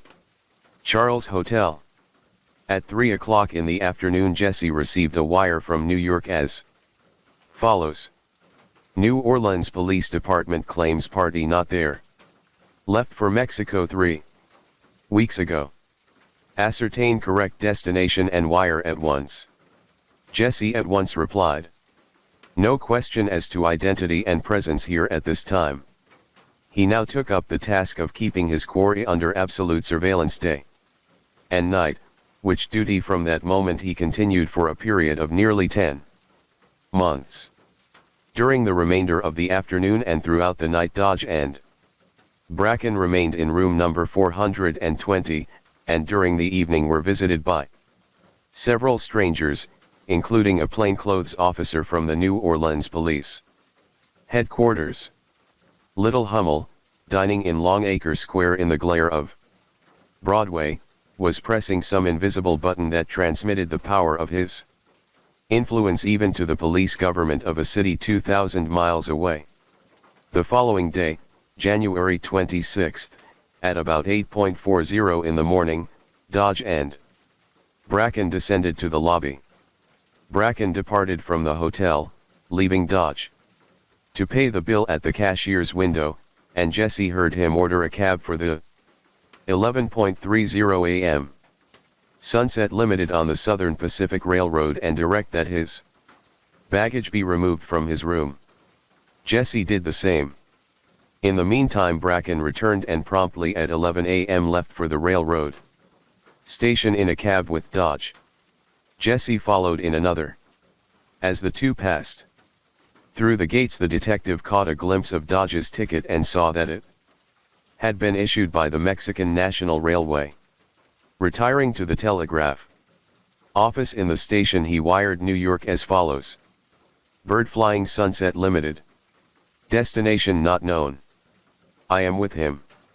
He then hastily purchased a ticket to Houston, Texas, and boarded the train. Dodge's companion had bidden him goodbye as the engine started, and Jesse's task now became that of ferreting out Dodge's destination. After some difficulty, he managed to get a glimpse of the whole of the fugitive's ticket and thus discovered that he was on his way to the city of Mexico, via Eagle Pass, Texas. While from the Pullman conductor he learned that Dodge had secured sleeping car accommodation as far as San Antonio, Texas, only. So far all was well. He knew Dodge, but Dodge did not know him, and later on in the afternoon he had the satisfaction of a long talk with his quarry in the observation car, where they amiably discussed together current events and argued politics with the same vehemence as if they had been commercial travelers, thrown fortuitously into each other's company. Dodge, however, cleverly evaded any reference to his destination. When the train reached Morgan City, Louisiana, at 3 p.m., which was the first stop, Jesse wired New York as follows. On Sunset Limited with friend. He has transportation to the city of Mexico, via Eagle Pass, where I am now journeying with him. Answer to Beaumont, Texas. Later in the afternoon he sent an additional message from Lafayette, Louisiana. Have seen transportation of friend and am positive of destination. Dodge was occupying Section 3 of the sleeping car Capitola, and, as became an invalid, retired early. At Beaumont Jesse failed to receive any reply to his various messages, and when the train arrived at Houston no word came from New York until it was almost the time of departure. Waiting until practically the last moment, Jesse hurried through the gates of the Union Station at Houston and bought a ticket to San Antonio.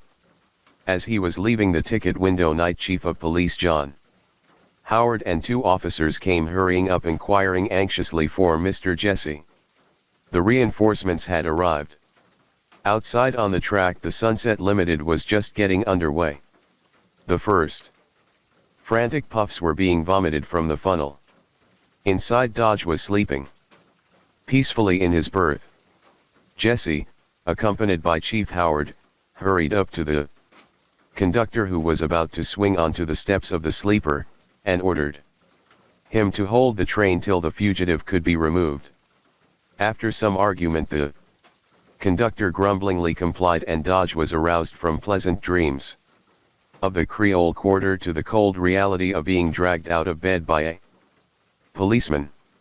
He was unceremoniously hustled out of the sleeping car into a carriage and taken to headquarters, where he admitted his identity and remarked, "I know what I am wanted for, but I will never return to New York." In his grip was found the sum of $1,563.15, as well as numerous letters from the law firm of Howe and Hummel and a quantity of newspaper clippings relative to his case. Dodge pleaded with Chief Howard not to lock him up, urging that he was a sick man and offering a goodly sum if he might be taken to a hotel and guarded for the remainder of the night.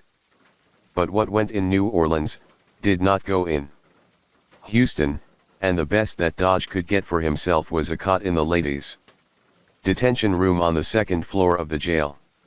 Early the following morning Jesse visited police headquarters and for the first time met George Ellis, Chief of Police of Houston, for whom he will always have a feeling of deep gratitude for his enthusiastic cooperation and loyalty in the many stirring events that followed.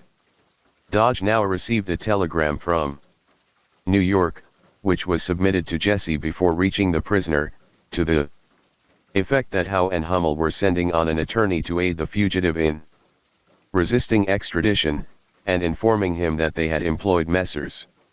Hunt and Myers as attorneys to look out for his welfare. These last immediately jumped in medias residential, and on the afternoon of the same day secured a writ of habeas corpus from Norman J. Cottrell, District Judge of Harris County, Texas. Returnable the following morning. The next day, January 28, Cottrell released Dodge from custody. Jesse had anticipated this and immediately swore out another warrant with the Result that the prisoner was rearrested before he left the courtroom. Meantime, the Dodge interests retained another firm of lawyers, Messrs. Andrews and Ball, who, on the following day, secured a second writ of habeas corpus from Judge Ashe. The result of the first engagement thus being a draw, counsel on both sides agreed that this writ should not be returnable for 6 days. During this period, District Attorney Jerome employed Messrs. Baker Botts, Parker, and Garwood to represent him and secured from Governor Odell at Albany a requisition on Governor Lanham of Texas for the extradition of the prisoner, which he entrusted to Detective Sergeant Herlihy of the New York Police. Herlihy reached Houston with the papers on the evening of January 30th, and on the same train. With him came Abraham Koffenberg, a member of the law firm of Howe and Hummel and a nephew of the latter. Likewise also came Bracken, still styling himself E. M. Bradley, and from now on Bracken was the inseparable companion, guide, philosopher, and friend of the unfortunate Dodge, whose continued existence upon this earth had become such a menace to the little lawyer in New York. Herlihy, accompanied by Judge Garwood, proceeded direct to Austin, where they found Dodge already represented by Messrs. Andrews and Ball, who, at the hearing before Governor Lanham, made a strong effort to induce that executive to refuse to honor the requisition of the Governor of New York.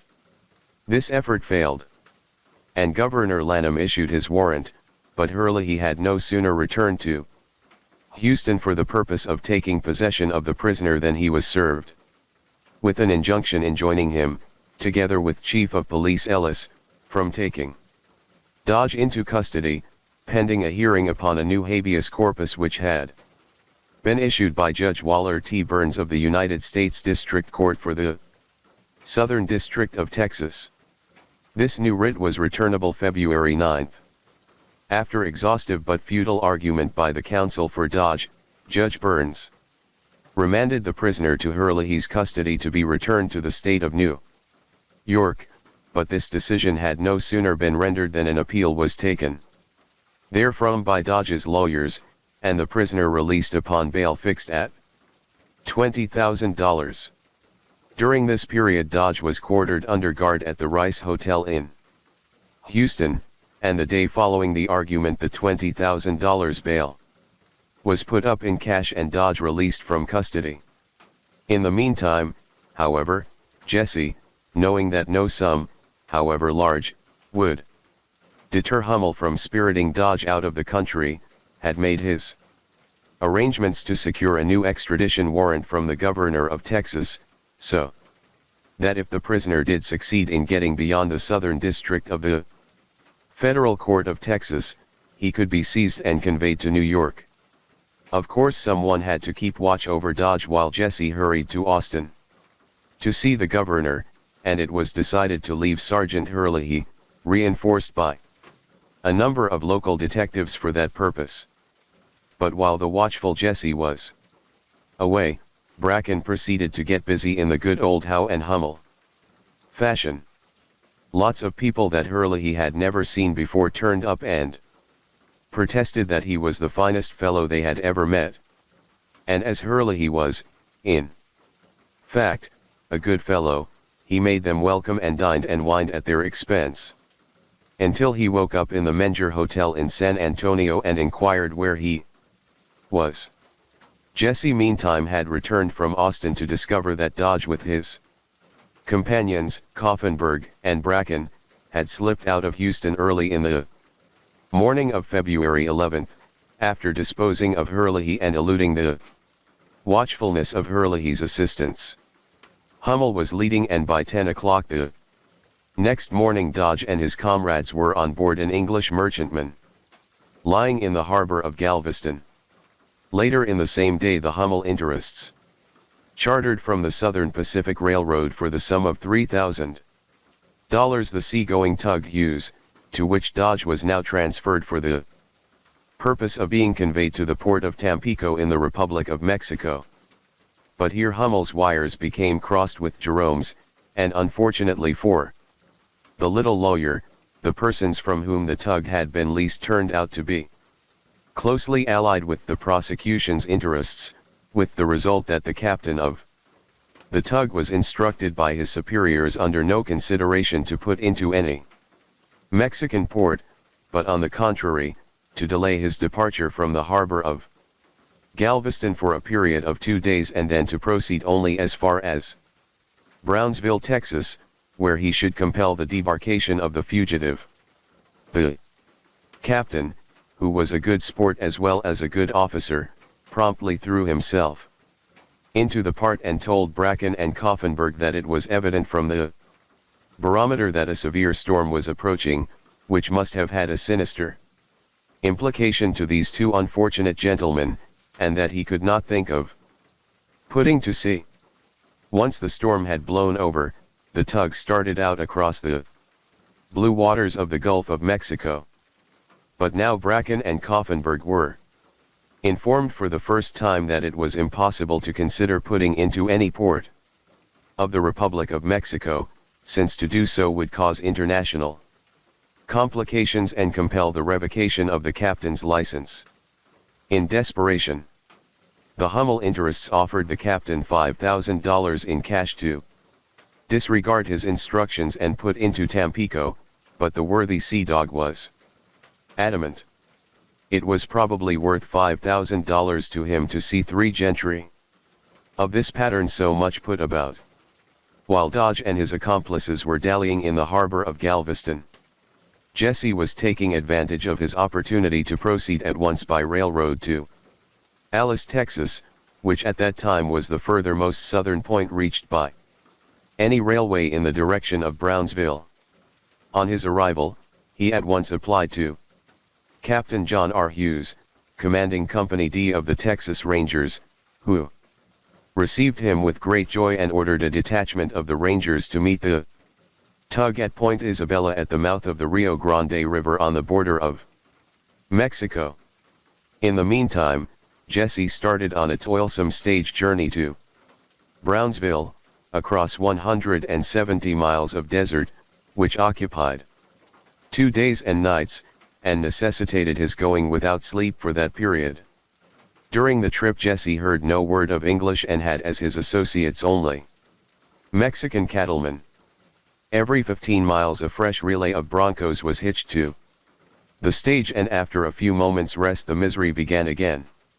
Jesse had been hurrying toward Brownsville by stage while Dodge, Koffenberg, and Bracken were landing at Point Isabella, where they were kept under close surveillance by Sergeant Tom Ross of the Rangers. Thence they took the train to Brownsville, registering at the Miller House under the assumed names of C.F. Doherty, A. Kuntzman and E.M. Barker, all of Oklahoma. But, although they knew it not, Sergeant Tom was at their elbow, and had Dodge attempted to cross the border into Mexico he would instantly have been placed under arrest.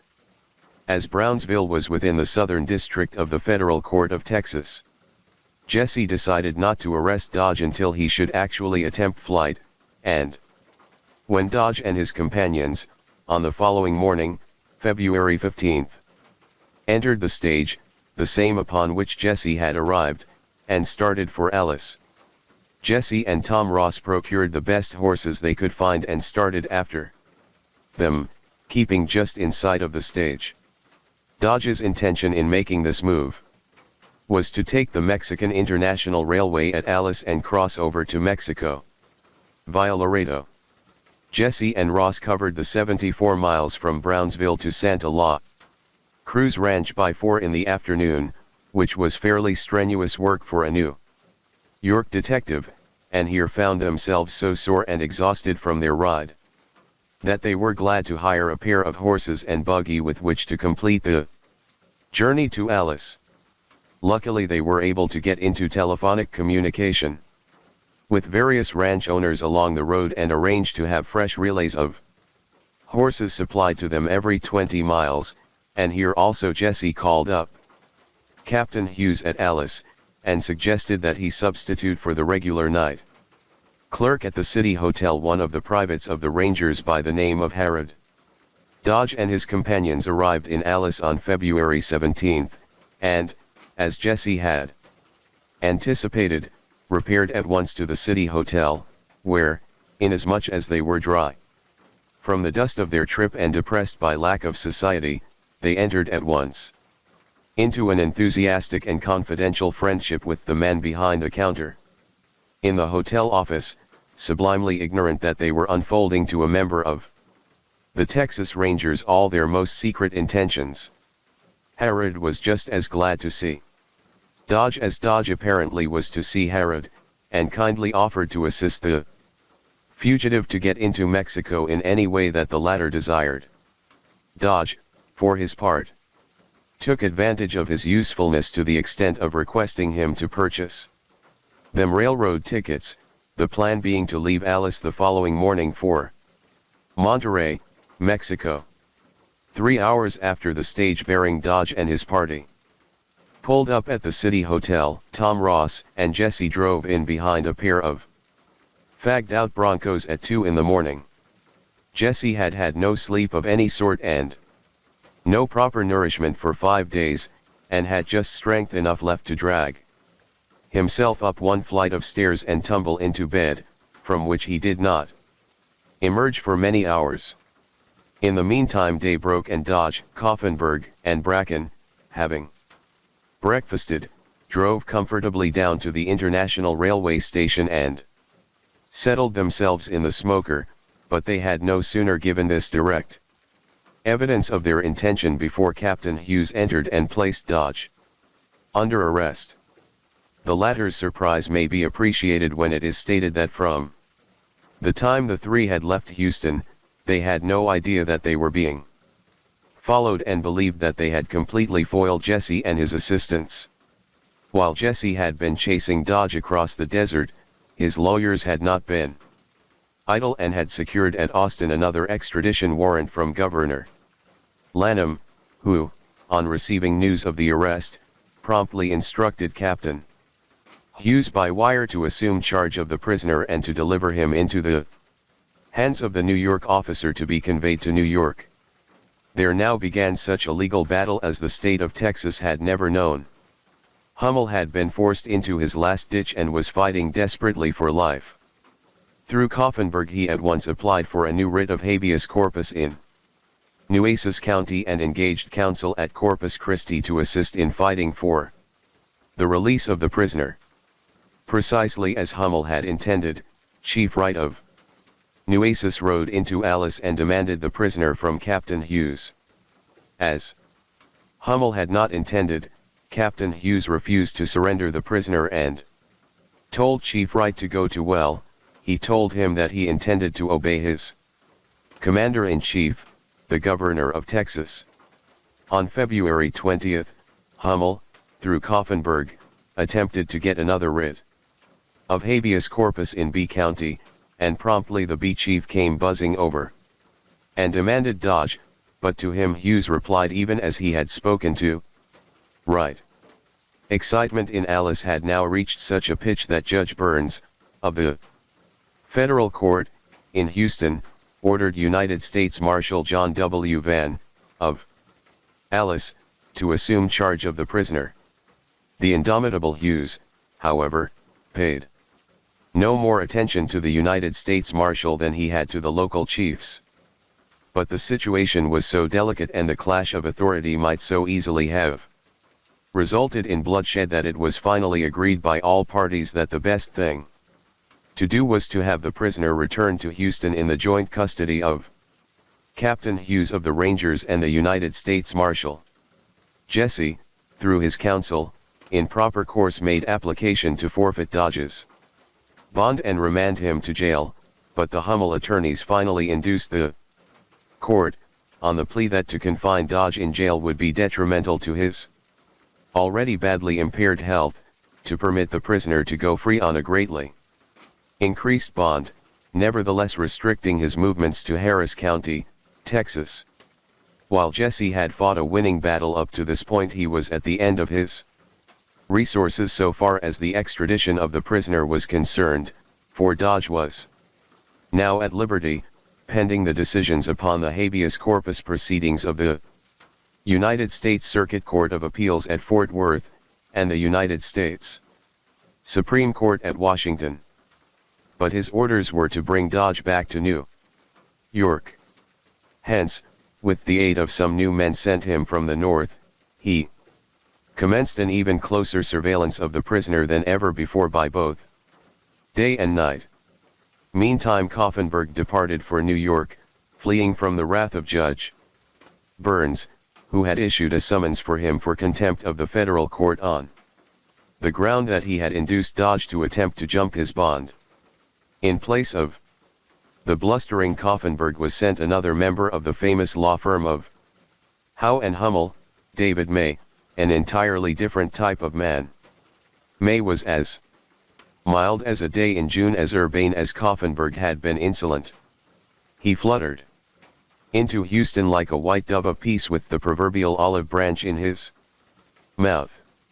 From now on the tactics employed by the representatives of Hummel were conciliatory in the extreme. Mr. May, however, did not long remain in Houston, as it was apparent that there was nothing to be done by either side. Pending the action of the courts, and in any event Dodge was abundantly supplied with local counsel. The time had now come when Hummel must have begun to feel that the fates were against him and that a 20-year term in state prison was a concrete possibility even for him.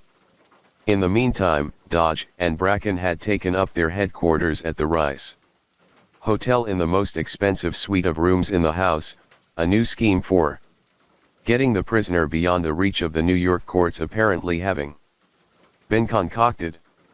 Dodge was now indulged in every conceivable luxury and vice. He was plunged into every sort of excess. There was no debauchery which Bracken could supply that was not his, and their rapid method of existence was soon the talk of the county and continued to be so for 10 long months. There is more than one way to kill a cat and more than one method of wiping out the only existing witness against a desperate man striving to escape the consequences of crime. Dodge's daily routine was somewhat as follows: he never slept at his own hotel, but arose in the morning between 10 and 11 o'clock, when he was at once visited by Bracken and supplied with numerous drinks in lieu of the breakfast for which he never had any desire. At noon the two would have luncheon with more drinks. In the afternoon they would retire to the pool rooms and play the races. And, when the races were over, they would then visit the faro banks and gamble until midnight or later. Later on they would proceed to another resort on Louisiana Street where Dodge really lived. Here his day may be said to have begun, and here he spent most of his money, frequently paying out as much as $50 a night for wine and invariably ending in a beastly state of intoxication. It is quite probable that never in the history of debauchery has any one man ever been so indulged in excesses of every sort for the same period of time as Dodge was during the summer and fall of 1904. The fugitive never placed his foot on Mother Earth.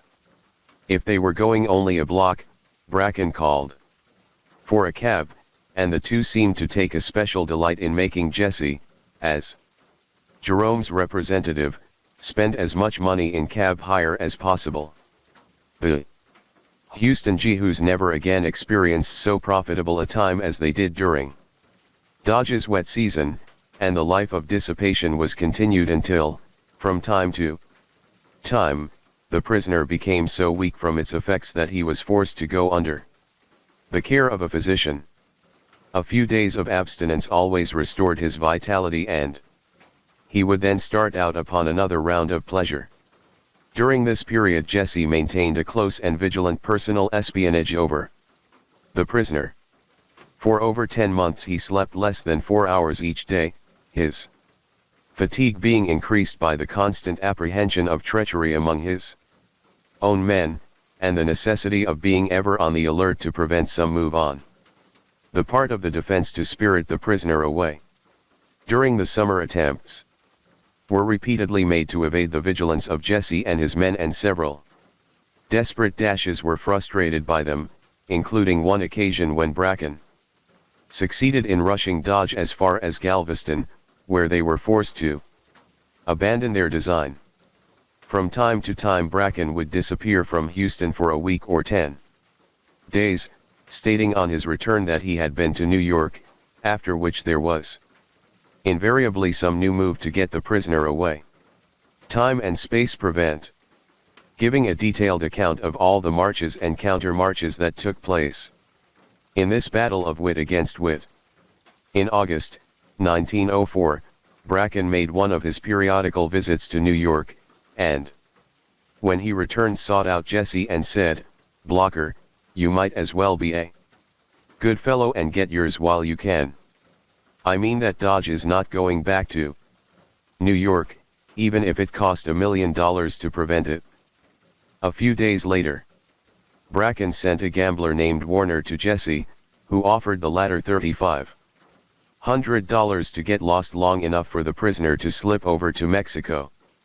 Acting upon the advice of his attorney, Jesse encouraged this attempt, under the belief that if he could get the Hummel forces in the position of having attempted to bribe him, the prisoner's bail could then be forfeited and Dodge himself taken into custody. Hummel became wary, however, and apparently abandoned for the time the idea of bribery. Later on Bracken again disappeared. On his return a marked change was noticeable in his demeanor, and Jesse observed that he was in constant consultation with Dodge, from which the detective drew the inference that some last desperate move was to be made towards the escape of the prisoner. On one occasion Jesse saw Bracken showing Dodge a map and some drawings on paper, which so excited his suspicions that he followed the two with unremitting assiduity, and within a day or two was rewarded through Bracken's carelessness with an opportunity for going through the latter's coat pockets in the billiard room. Here he found a complete set of plans worked out in every detail for spiriting the prisoner from San Antonio into Mexico during the state fair. These plans were very elaborate, every item having been planned out from the purchase of tickets, and passing of baggage through the customs, to hotel accommodation in the city of Mexico and Tampico, and steamship tickets from Tampico to Europe. The plan had been to secure permission from the court for Dodge to leave Houston long enough ostensibly to attend the fair at San Antonio and to lose him during the excitement and crowded condition of the city at that time. It is, of course, needless to say that these plans were abandoned when Bracken discovered that Jesse had been forewarned. Almost immediately thereafter the Circuit Court of Appeals at Fort Worth, Texas, decided one of the habeas corpus cases adversely to Dodge, but it still permitted him to retain his liberty pending the final determination of the questions involved by the Supreme Court at Washington. The Hummel forces were apparently losing hope, however, for early in October another attempt was made to bribe Jesse. Bracken entered his room one evening and informed him that he could get his own price if he would only be a good fellow, and even went so far as to exhibit a quantity of money which he stated was $25,000. The only result of this offer was to lead Jesse to redouble his precautions, for he argued that the situation must indeed be acute when such an offer could be deemed worthwhile. Thereafter it was obvious that the revelry of Dodge and his companions was on the increase. Accordingly Jesse added to his force of assistants. On December 2, 1904, Nathaniel Cohen, another member of the firm of Howe and Hummel, arrived at Houston, and the next day the Supreme Court at Washington decided the appeal in the habeas corpus against the prisoner, who was at once ordered by Judge Burns into the custody of United States Marshal William M. Hanson. Things looked black indeed for Dodge and blacker still for Hummel. How the little attorney, eating his midday lunch 4,000 miles away, at Ponton's restaurant on Franklin Street, must have trembled in his patent leather boots. His last emissary, Cohen, at once procured an assistant by the name of Brookman, and with him proceeded to Wharton County, Texas, where they secured a new writ of habeas corpus and induced the local sheriff, one Rich, to swear in a posse comitatus of 100 men for the purpose of coming to Houston to take the prisoner by force of arms out of the hands of the United States Marshal. This was one of the most daring and desperate attempts made in recent years to frustrate the law. Jesse believes that the real object of this posse was to precipitate a fight between themselves and the federal authorities. It is not inconceivable that in such an event Dodge might either have escaped or been killed. The men composing the posse were of the most desperate character, and consisted largely of the so-called feud factions of Wharton County, known as the Woodpeckers and the Jaybirds. Jesse has been informed, on what he regards as reliable authority, that this move cost the Hummel forces $15,000 and that each member of the posse received $100 for his contemplated services in the rescue of the prisoner.